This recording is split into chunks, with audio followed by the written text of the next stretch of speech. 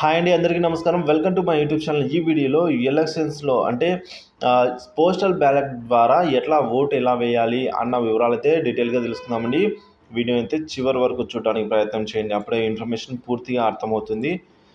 So మనం చూసుకున్నట్లయితే దాదాపుగా ఏపీలో 4.5 లక్షలు అంటే 4.5 లక్షల మంది వృద్ధులు ఎవరైతే 85 సంవత్సరాలు దాటిన వారు ఉంటారో వారైతే ఉన్నట్టుగా అంచనా అండి. అలాగే 5 లక్షల మంది దివ్యాంగులు నమోదైనట్టుగా అయితే తెలుస్తుంది. అదేవిధంగా 2,60,000 మంది ఉద్యోగులు అయితే ఉన్నారండి ఇందులో. సో వివిధ కారణాల చేత వేరే చోట్ల పనిచేసే ఉద్యోగులు అయితే, సో వీరందరూ కూడా పోస్టల్ బ్యాలెట్కి అర్హులు. సో కాబట్టి ఈ దగ్గరగా 13 లక్షల పోస్టల్ బ్యాలెట్స్ అయితే ముద్రణ వేయడం జరిగిందండి.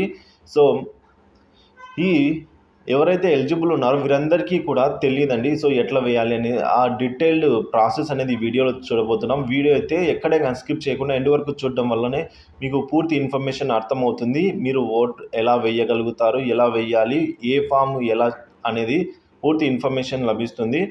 అలాగే వీడియో నచ్చినట్లయితే ఒక లైక్ చేయండి. ఇంకా సబ్స్క్రైబ్ అవునట్లయితే మన ఛానల్ సబ్స్క్రైబ్ చేసుకోండి. సో ప్రతి ఒక్కరు కూడా మీ యొక్క పోస్టల్ బ్యాలెట్ అయితే ఓటును వినియోగించుకోండి. ఇప్పుడు ఆ పద్ధతి ఎలా అనేది ఇప్పుడు చూద్దామండి. పోస్టల్ బ్యాలెట్కి సంబంధించి దీంట్లో ఒకటి ఫారం 13A డిక్లరేషన్ ఉంటుంది, ఫారం 13B కవర్ ఏ అంటారు, form 13B form cover B 13C అంటారు. ఇది పెద్ద కవరు. నెక్స్ట్ ఇన్స్ట్రక్షన్స్ ఉంటాయి. ఇన్స్ట్రక్షన్స్ మీకు ఈ 4 ఇస్తారు. దీంతో పాటు బ్యాలెట్ పేపర్ ఇలాంటిది ఒకటి ఇవ్వడం జరుగుతుంది.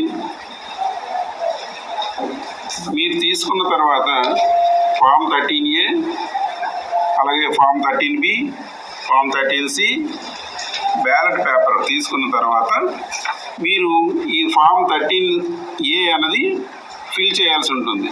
అంతా నీట్గా ఫిల్ చేసి దీంట్లో మీ సంతకం పెట్టించి గెజిటెడ్ ఆఫీసర్ సంతకం ఇక్కడ పెట్టించాలి.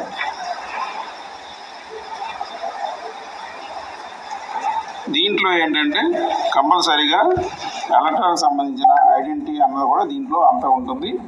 మీ సిగ్నేచర్ని గెజిటెడ్ ఆఫీసరు ఎవరైతే అక్కడ ఉంటారో వాళ్ళు మిమ్మల్ని సర్టిఫై చేస్తారు. ఇతనే క్యాండిడేట్, ఇతనే ఓటర్ అని సర్టిఫై చేస్తారు. మీరు సొంతమైన తర్వాత దీన్ని జాగ్రత్తగా ఇలా ఫోల్డ్ చేసి పెట్టుకోవాలి. ఇలాగా నెక్స్ట్ మీరు కంపార్ట్మెంట్లోకి వెళ్ళిన తర్వాత ఇది బ్యాలెట్ పేపర్ మీకు ఇవ్వడం జరుగుతుంది. ఇలాగా దీనిపై ఒక నెంబర్ ఉంటుంది. ఆ నెంబర్ అన్నది ఫామ్ 13 దీంట్లో రాయాల్సి ఉంటుంది. 12 ఫామ్ 13Aలో రాయాల్సి ఉంటుంది. అలాగే దీన్ని ఏం చేస్తారంటే మీకు ఇచ్చినప్పుడు పేర్లు కానీ లేదంటే ఏమైనా ఐడెంటిటీ మార్క్స్ కానీ సంతకాలు కానీ ఏమీ దీంట్లో రాయకూడదు. సింపుల్గా ఏదన్నా ఒక టిక్ కానీ లేదంటే ఇలాగ క్రాస్ మార్క్ కానీ చేసి నీట్గా దీన్ని ఇలాగ హాఫ్ ఫోల్డ్ చేయాలి. హాఫ్ ఫోల్డ్ చేసి అగైన్ మళ్ళీ అడ్డంగా ఒక ఫోల్డ్ చేసి ఈ కవర్ ఏదైతే ఉందో చిన్న కవరు ఫామ్ 13B అంటారు. దీనిలో ఇది ఇలా జాగ్రత్తగా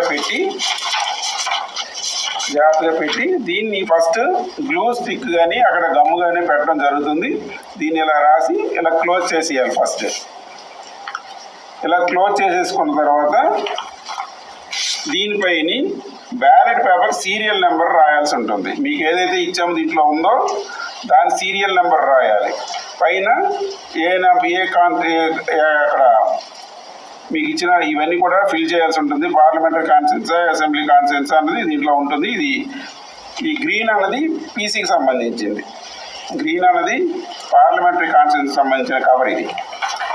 దీన్ని దీనిపైన ఫార్మ్ 13A డిక్లరేషన్ ఫారం పెట్టి ఈ రెండు కలిపి ఫామ్ 13C అంటే బిగ్ కవర్, ఈ బిగ్ కవర్లో ఈ రెండు ఇలా చేసి ఈ రెండు పెట్టాలి.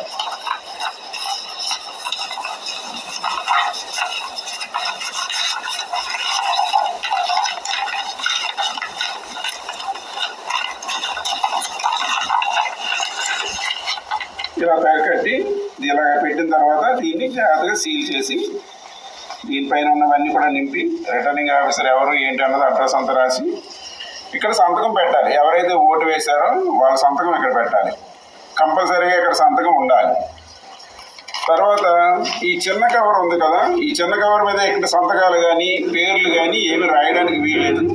Only serial number, ballot paper serial number మాత్రమే ఇక్కడ వేయించాలి. ఈ రెండు దీంట్లో జాగ్రత్తగా పెట్టి దీన్ని అతికించి అప్పుడు తీసుకొని వెళ్ళి ఇది ఏదైతే ఇది పీసీ కాబట్టి పీసీ బాక్స్లో వేయాలి. అలాగే పింక్ కవర్ ఒకటి ఉంటుంది, ఇలాంటివి ఇవి ఏసీవి కాబట్టి అసెంబ్లీ కాన్స్టిట్యున్సీ కాబట్టి ఇది అసెంబ్లీ కాన్స్టిట్యున్సీ దాంట్లో అది వేయాలి.